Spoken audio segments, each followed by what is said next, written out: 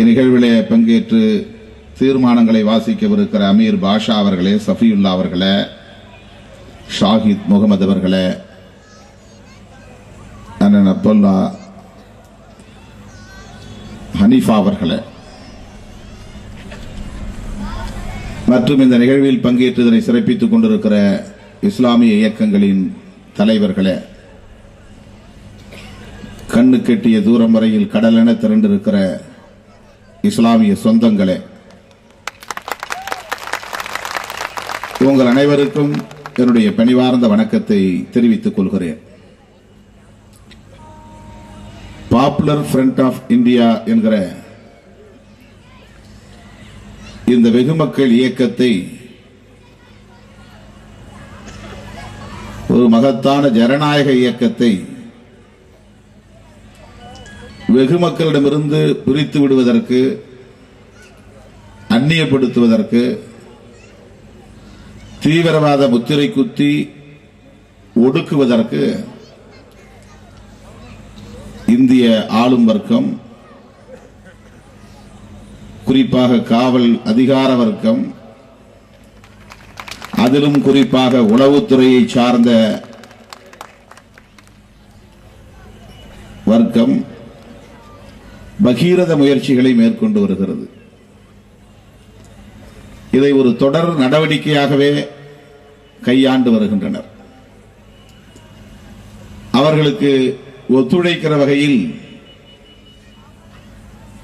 ஒத்து ஊதுகிற வகையில் இந்திய ஊடகங்களில் சில அச்சு ஊடகங்கள், காட்சி ஊடகங்கள், நாளேடுகள், வார ஏடுகள், தொலைக்காட்சிகள் பாப்புலர் ஃப்ரண்ட் ஆஃப் இந்தியா வன்முறைகளை தூண்டுகிற இயக்கம், வித்திடுகிற இயக்கம் என்று திரும்ப திரும்ப அவதூறுகளை பரப்பி வருகிறது. ஆங்கில நாளேடுகளிலும் இந்தி மொழிகளில் வருகிற நாளேடுகளிலும், ஏன் தமிழகத்திலும் சில ஏடுகளிலும் தொடர்ச்சியாக இந்த ஆதாரமில்லாத அவதூறுகளை திட்டமிட்டு பரப்பி வருகின்றன. இந்நிலையில்தான் பொதுமக்களுக்கு, ஆளும் வர்க்கத்திற்கு அல்ல, காவல்துறையை சார்ந்தவர்களுக்கு அல்ல, உளவுத்துறையை சார்ந்தவர்களுக்கு அல்ல, பொதுமக்களுக்கு விளக்கம் சொல்ல வேண்டிய தேவை எழுந்துள்ளது. அதன் அடிப்படையில் தான் இந்த மண்டல மாநாடுகள் கோவையிலே நடைபெற்றதைப் போல இன்றைக்கு சென்னை மண்டல மாநாடு இங்கே வெற்றிகரமாக நடைபெற்றுக் கொண்டிருக்கிறது. இந்த மாநாட்டை வேண்டுமென்றே திட்டமிட்டே வெற்றிகரமாக அமைந்துவிடக் கூடாது, அது இன்னும் பொதுமக்களுக்கு பளிச்சென்று தெரிந்துவிடக் கூடாது என்று சென்னையின் மையப்பகுதியிலே வழங்காமல், வழக்கமாக அரசியல் கட்சிகளுக்கு வழங்குகிற இடத்தில் அனுமதியை தராமல், வடசென்னை பகுதியிலே ஓரங்கட்டுவதைப் போல நம்மை வியாசர்பாடிக்கு ஒதுக்கி இருக்கிறார்கள். இதிலிருந்தே அவர்களின் உணர்வுகளை அல்லது எண்ணங்களை நாம் புரிந்து கொள்ள வேண்டும். இந்த மாநாடு ஏன் மத்திய சென்னையிலோ அல்லது தென் சென்னையிலோ வழக்கமாக திமுக, அதிமுக போன்ற பெரிய கட்சிகள் நடக்கிற இடங்களிலே அனுமதிக்க கூடாது? ஆக வேண்டும் என்று எங்காவது ஒரு மூலையிலே போய் நடத்துங்க. அதுவும் வழக்கத்திற்கு மாறாக கூட்டம் அனுமதிக்கிற இடத்தை கூட வழங்காமல் மிகவும் புதர்மண்டி கிடந்த சமமில்லாத இந்த பகுதியிலே கூட்டத்தை நடத்துவதற்கு அனுமதித்திருக்கிறார்கள். ஒருவேளை சமனற்ற சமூகத்தை சமத்துவப்படுத்துவதற்காக போராடுகிறவர்கள் பாப்புலர் ஃப்ரண்ட் இந்தியா. ஆகவே அவர்களை அனுப்பினால்தான் மேடு பள்ளங்களை சரி செய்வார்கள், புதர்வண்டி கிடக்கிற இடங்களை சுத்தம் செய்வார்கள், நல்ல ஒரு தளமாக அமைத்துக் கொடுப்பார்கள் என்று காவல்துறையில் சில நல்ல உள்ளங்கள் நினைத்திருக்க கூடும். அதனால் நமக்கு இங்கே இந்த ஓரம் கட்டிய இடத்தை ஒதுக்குப்புறத்தை வழங்கியதால் இப்போது மற்ற அரசியல் கட்சிகள் பொதுக்கூட்டம் நடத்துவதற்கு ஏற்ற வகையில் இந்த இடத்தை பாப்புலர் ஃப்ரண்ட் ஆஃப் இந்தியா சமப்படுத்தி கொடுத்திருக்கிறது. எல்லாவற்றையும் நாம் நேர்மறையாகவே எடுத்துக்கொள்ள வேண்டியிருக்கிறது. ஆக காவல்துறையில், குறிப்பாக உளவுத்துறையில் அதிதீவிர இந்துத்துவ சக்திகள் ஆளுமை செலுத்துகிறார்கள். ஹார்ட்கோர் இந்துத்துவ போர்சஸ், வெறித்தனமான இந்துத்துவ சக்திகள் வேலை செய்கிறார்கள். இன்னும் வெளிப்படையாக சொல்ல வேண்டுமானால் RSS இயக்கத்தோடு தொடர்புடையவர்கள் இடம்பெற்றிருக்கிறார்கள். அப்படிப்பட்டவர்கள் மூளையிலே உதிக்கிற நஞ்சு கலந்த சிந்தனை தான் பாப்புலர் ஃப்ரண்ட் ஆஃப் இந்தியா என்கிற இந்த இயக்கத்தை தீவிரவாத இயக்கமாக, பயங்கரவாத இயக்கமாக, வன்முறை இயக்கமாக முத்திரை குத்துவதற்கு முயற்சிப்பதாகும்.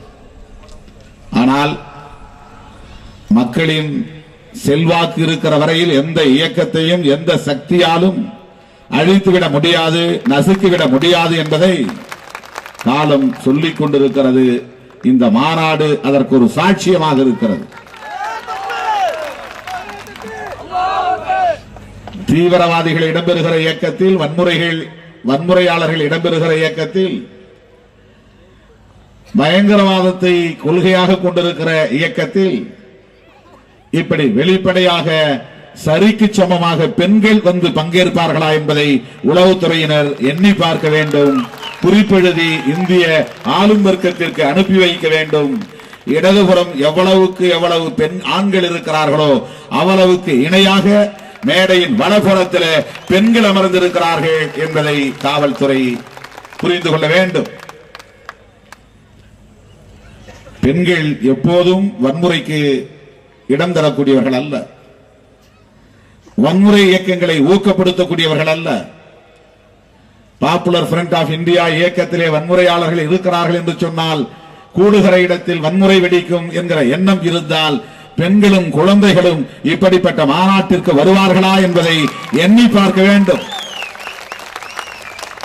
ஆக சரிக்கு சரியாக 50 விழுக்காடு அளவில் பெண்களும் பங்கேற்கிற ஒரு மகத்தான மாநாடாக பாப்புலர் ஃப்ரண்ட் ஆஃப் இந்தியாவின் இந்த மாநாடு நடைபெற்றுக் கொண்டிருக்கிறது. சிமி இயக்கத்தை சார்ந்தவர்கள், இவர்களெல்லாம் முன்னாள் சிமி இயக்கத்தை சார்ந்தவர்கள். ஆகவே இவர்களை தொடர்ச்சியாக கண்காணிக்க வேண்டும் என்று உளவுத்துறையினர் சொல்லுகிறார்கள், எழுதுகிறார்கள், அந்த வேலைகளிலே ஈடுபடுகிறார்கள் என்றெல்லாம் தோழர்கள் இங்கே பேசினார்கள். தடை செய்யப்பட்ட இயக்கம் சிமி என்கிறார்கள். ஒரு வரலாற்று உண்மையை சொல்ல கடமைப்பட்டிருக்கிறோம். இந்தியாவில் தடை செய்யப்பட்ட இயக்கங்களுள் மிகவும் குறிப்பாக சொல்லப்பட வேண்டிய இயக்கம் RSS இயக்கம் என்பதை மறந்துவிடக் கூடாது. ஆனால் பாரதிய ஜனதா கட்சியினுடைய தலைவர்களாக இருக்கிற அத்தனை பேரும் நாங்கள் RSS இயக்கத்தின் மாணவர்கள் தான், காக்கி சட்டை அணிந்து கொண்டு பயிற்சி பெற்றவர்கள் தான் என்று வெளிப்படையாக சொல்லிக் கொண்டு நாடாளுமன்றத்தில் அமர்ந்திருக்கிறார்களே, அதற்கு என்ன பதிலை சொல்ல போகிறது இந்திய ஆளும் வர்க்கம், காவல்துறை, உளவுத்துறை?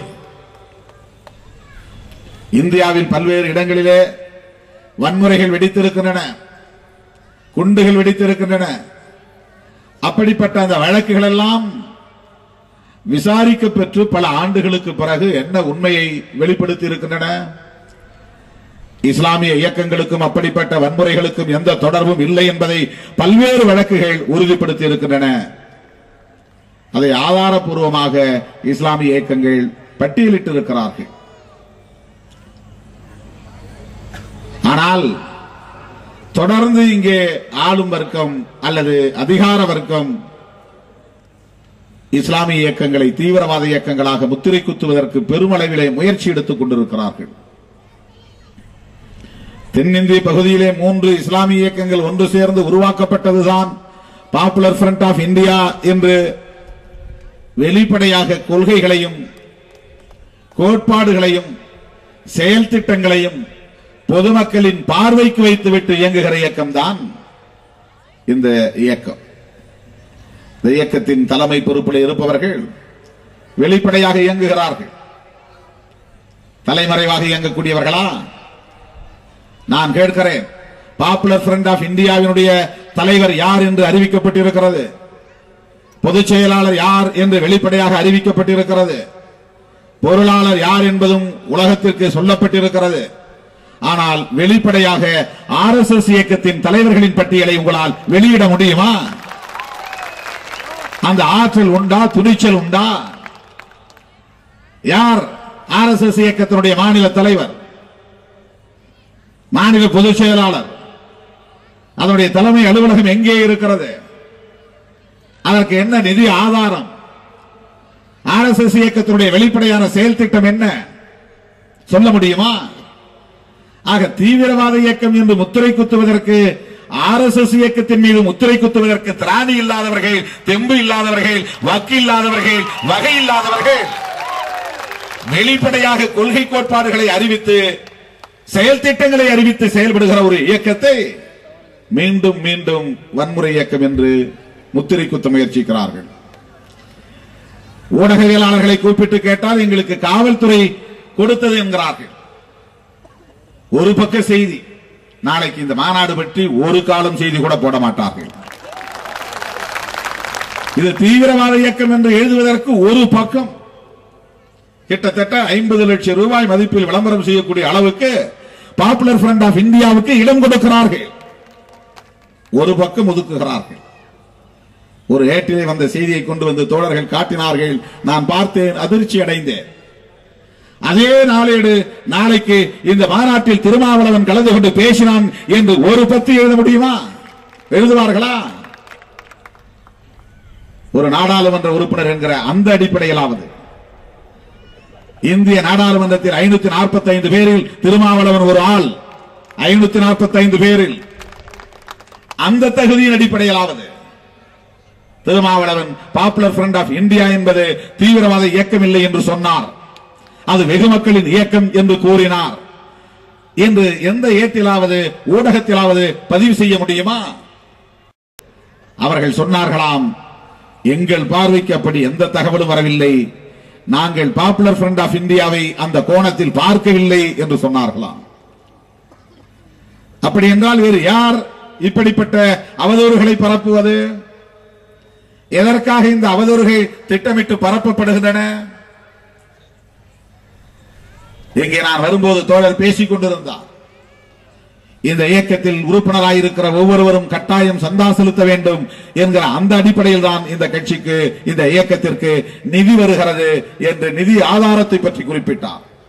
ஒரு புள்ளி விவரத்திலே நமக்கு கிடைத்திருக்கிற தகவல், வெளிநாட்டிலிருந்து அதிக அளவிலே கோடிக்கணக்கான ரூபாயை பெறுவது கிறிஸ்தவ இயக்கங்கள் அல்ல, இஸ்லாமிய இயக்கங்கள் அல்ல, கிறிஸ்தவ இஸ்லாமிய சமூகத்தை சார்ந்த தொண்டு நிறுவனங்கள் அல்ல, இந்துக்களின் பெயரால் இயங்குகிற தொண்டு நிறுவனங்கள் தான் கோடிக்கணக்கான ரூபாய், பல மடங்கு ரூபாயை வெளிநாடுகளில் இருந்து பெற்றுக் கொண்டிருக்கிறார்கள் என்பதற்கு இணையதளங்களிலேயே ஆதாரங்கள் மலிந்து கிடக்கின்றன. ஆனால் என்ன பெயர்? கிறிஸ்தவ மிஷனரிகள் எல்லாம் வெளிநாடுகளில் இருந்து பணம் வாங்குகிறார்கள். அதை வைத்துக் கொண்டு இந்திய ஒற்றுமைக்கு எதிராக போராடுகிறார்கள், சதி செய்கிறார்கள், வன்முறையை தூண்டுகிறார்கள் என்று திட்டமிட்டு அவதூறுகளை பரப்புகிறார்கள். அருமை தோழர்களே, ஒடுக்கப்பட்டவர்களும் சிறுபான்மை சமூகத்தை சார்ந்தவர்களும் திட்டமிட்ட ஒடுக்குமுறைகளுக்கும் சுரண்டலுக்கும் ஆளாக்கப்பட்டு வருகிறார்கள். இந்த நிலையிலே இந்த ஒடுக்குமுறைகளை எதிர்த்து போராடுவதற்கும் சுரண்டலை எதிர்த்து போராடுவதற்கும் சிறுபான்மையினரும் தலித்துகளும் அரசியல் சக்தியாக அணிதிரண்டுவிடக் கூடாது என்பதிலே குறியாக இருக்கிறார்கள். இஸ்லாமியர்கள் வெறும் வாக்கு வங்கியாக இருக்கலாமே தவிர அதிகாரத்தை பகிர்ந்து கொள்ளுகிற ஆற்றல் பெற்ற அரசியல் சக்தியாக மாறக்கூடாது. தலித்துகள் வெறும் வாக்கு வங்கியாக இருக்கலாமே தவிர அதிகாரத்தை பகிர்ந்து கொள்ளுகிற ஆற்றல் பெற்ற அரசியல் சக்தியாக கூடாது. இதுதான் அதிதீவிர இந்துத்துவ சக்திகளின் எண்ணம், இந்துத்துவ தீவிரவாதிகளின் சிந்தனை. தனியே ஒரு இயக்கம் காணக்கூடாது. கொடி அமைத்துக் கொள்ளக்கூடாது.